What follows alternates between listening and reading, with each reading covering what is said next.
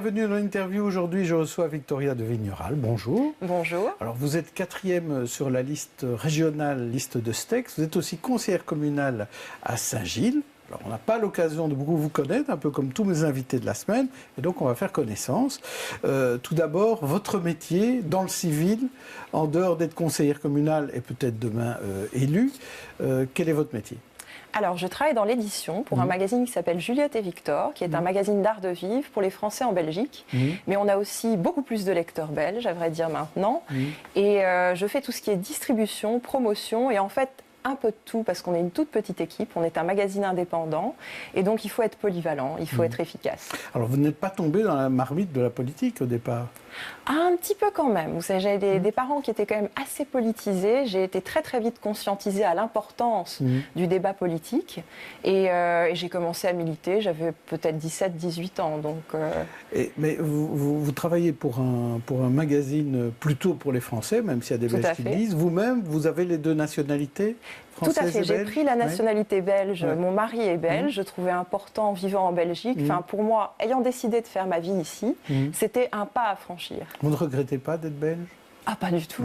Est-ce que vous trouvez que les étrangers devraient voter au régional, par exemple ? Parce qu'ils peuvent voter au communal, mais par contre au régional, c'est pas possible. Oui, tout à fait. Effectivement, au communal, on a la possibilité pour les Européens et les non-Européens de voter. Effectivement, je pense qu'on devrait étendre ce droit au moins aux Européens.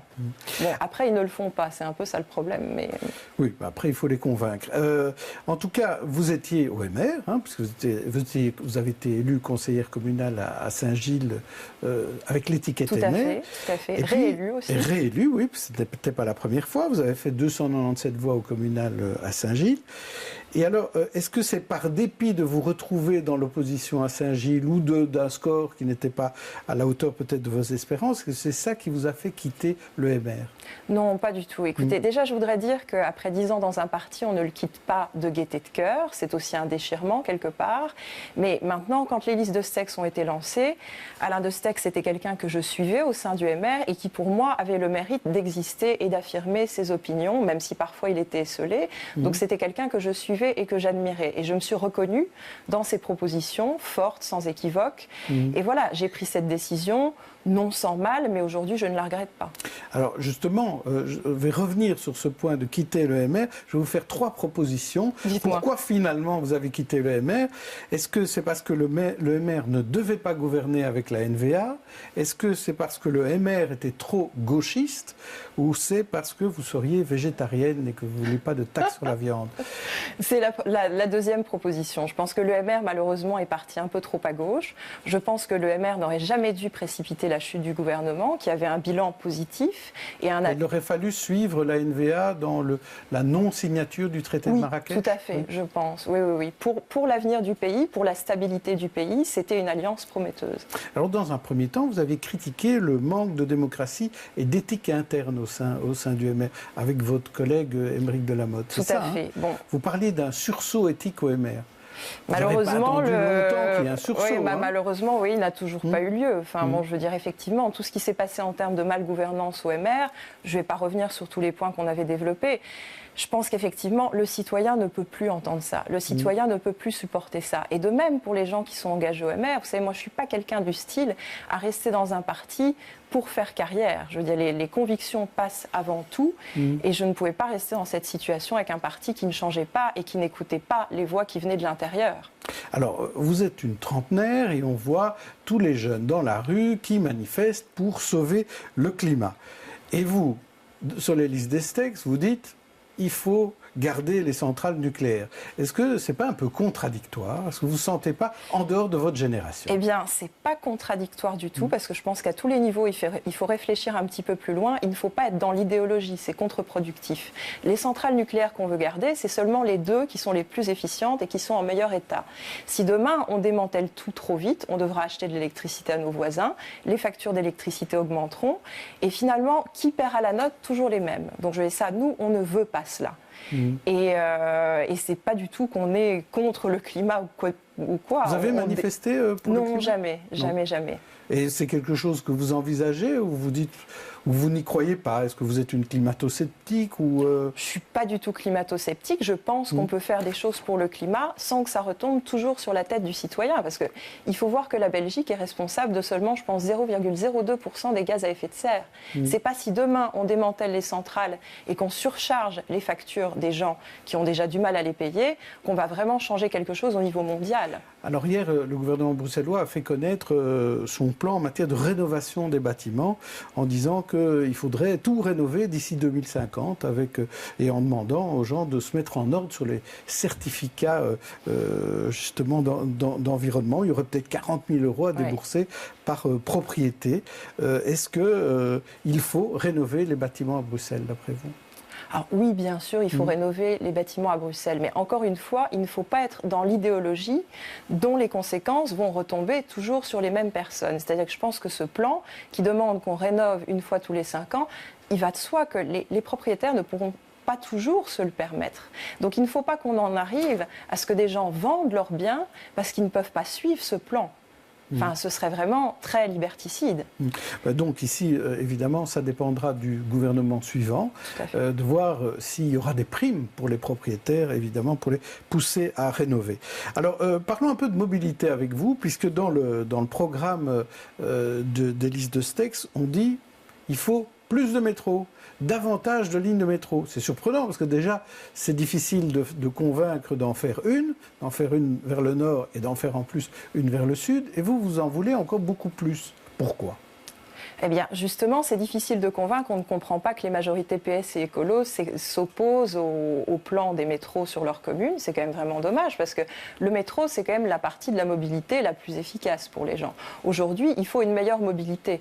On en est à un point où on a des chantiers absolument partout qui durent des éternités quand dans d'autres capitales comme les nôtres, ils durent quelques mois. Les gens n'en peuvent plus. La ville est complètement engorgée. À chaque fois qu'il y a un chantier, on en profite pour supprimer des places de parking. Est-ce que ça règle les problèmes de climat et de pollution? Je pense pas. Quand un riverain tourne pendant une demi-heure pour trouver une place, il pollue plus. Je veux dire, il faut comprendre. Oui. Mais faire des trous dans les rues pour construire des métros, ça fait beaucoup de chantiers. Est-ce que vraiment vous voulez que Bruxelles soit un chantier permanent dans les 30 ans à venir? Pas du tout. Mais vous savez, les chantiers, de nouveau, je pense que sur les chantiers, vous avez des entrepreneurs. Je dis des entrepreneurs, on peut leur mettre des délais, des pénalités s'ils ne les respectent pas. Tout ça, aujourd'hui, ça n'est pas fait suffisamment puisque ces chantiers durent des éternités et n'avancent pas. Donc, on se retrouve souvent, on nous dit, des problèmes entre les impétrants. On n'avait pas prévu qu'il y avait du gaz, de l'eau, des problèmes architecturaux, parfois comme à la place Rogier. Vous croyez que c'est aussi simple que de dire il suffit de... Non, je dis jamais il suffit de. La critique est facile, l'art est plus difficile. Maintenant, il faut essayer de nouvelles choses, il faut proposer de nouvelles choses. Et vous savez, nous sommes des libéraux. Libéraux, ça veut dire liberté. Nous sommes pour la liberté de choisir les moyens de transport qu'on veut. Et pas qu'une idéologie vous impose de ne plus prendre votre voiture parce qu'elle a décidé de vous faire prendre plutôt telle ou telle autre chose. Il faut la multimodalité, mais il faut laisser le choix aux gens. Oui, mais laisser le choix, est-ce que c'est pas dans ce que vous proposez, plutôt favoriser la voiture par rapport aux autres types de mobilité, alors que l'air n'est pas bon à Bruxelles, que les transports publics sont en plein boom, est-ce qu'il ne faut pas faire des efforts? Non, sinon on ne proposerait pas un projet ambitieux de 4 lignes de métro. Et ces 4 lignes de métro, lesquelles? Pour nous donner un peu quelques détails. Alors, étendre vers Uccle, ça, j'ai pas tout le plan en tête, honnêtement. Alors, là où il en manque, en tout cas, en toute logique. Oui. Parlons un peu de sécurité, parce qu'il y a dans le programme des listes de Steyx, il y a cette fusion des zones de police, refusée par les autres partis francophones, demandée à corps et à cri par les partis néerlandophones, le CDNV et NVA disant même que c'était un point de rupture pour les futures négociations. Est-ce que vous faites le jeu des Flamands ? Non, écoutez, moi je suis conseillère de police à Saint-Gilles, donc je suis en contact avec pas mal de policiers, j'entends leurs problèmes, leurs difficultés, leurs démotivations aussi parfois parce que la justice n'est pas suffisamment ferme. Donc effectivement, nous on a un programme très porté sur le sécuritaire, probablement un des programmes les plus portés là-dessus des listes qui se présentent, et on veut la fusion des zones de police pour plus d'efficience, pour plus d'efficacité tout simplement. Vous savez, une ville comme New York, il n'y a qu'une seule zone de police. C'est beaucoup plus grand qu'ici, ça fonctionne mieux. La zone Saint-Gilles, Forêt, Anderlecht, donc la zone Midi, est-elle peu efficace aujourd'hui? Puisque vous y siégez à ce conseil de police. Est-ce que vous pouvez nous donner des exemples pour nous dire qu'effectivement, elle n'est pas efficace et il vaudrait mieux une grande zone? Là, je n'ai pas un exemple concret tout de suite en tête, mais effectivement, je pense que si toutes les polices pouvaient travailler tout ensemble sur tout le territoire, ce serait quand même beaucoup plus facile. Bon, bêtement, si par exemple, vous avez toutes les voitures d'une zone de police en intervention quelque part, et sur la zone d'à côté, il y a une urgence, bon, bah, on peut faire intervenir quelqu'un d'autre. Là, ici, ça s'arrête vraiment aux frontières, quoi. Donc, mais il y a de la coordination. Il est même question d'installer un commandement général pour les grosses opérations au niveau entier de la région. Est-ce qu'il n'y a pas des efforts de coordination qui suffiraient? Parce que les policiers eux-mêmes ne sont pas demandeurs de cette fusion. Ah bah écoutez, peut-être que des efforts de coordination suffiraient, il faut tester, mais je veux bien, je suis prête à tout entendre. Oui. Non, je ne suis pas contre. Alors, il y a aussi un dada d'Alain Destex, c'est toujours de dire qu'il faut moins de mandataires publics. Donc, oui, tout à fait. Il faut vous élire pour que vous soyez moins nombreux. Quelle est la logique d'avoir moins de mandataires? Des économies. C'est-à-dire que notre État est très gourmand, on veut le mettre au régime, tout simplement, pour pouvoir faire des réinvestissements ailleurs, et notamment dans la sécurité. Et effectivement, bon, nous, l'avantage de proposer quelque chose comme ça, c'est qu'on est effectivement, on est un petit parti. Jamais un grand parti en place qui profite de tout un tas d'élus ne proposerait quelque chose comme ça. C'est ça aussi notre force. Alors, hier, dans le débat des têtes de liste de la Chambre, Alain Destex était présent, et on lui demandait où veut-il faire les économies en matière de dépenses publiques. Et sa réponse était de dire que c'était les dépenses administratives, mais c'est un peu vague. Est-ce qu'il y a des exemples pour montrer un peu quel type de coupure vous voulez faire dans le budget public pour économiser? Alors déjà, je voudrais rassurer, c'est pas forcément coupé au niveau des fonctionnaires ou des choses comme ça. Public administrative, il y a beaucoup de choses. Il y a la fusion des communes avec le CPAS, il y a peut-être certains subsides qui peuvent être mieux gérés ou des choses comme ça. On n'a pas non plus des exemples encore hyper précis à ce point-là, parce qu'en fait, il faudrait pour bien faire, des audits dans toutes les administrations, pour voir ce qui peut être amélioré. Il y a du boulot. Merci Victoria de Vigneral. Je retrouverai un autre invité demain. D'ici là, bonne journée, bonne soirée à tous.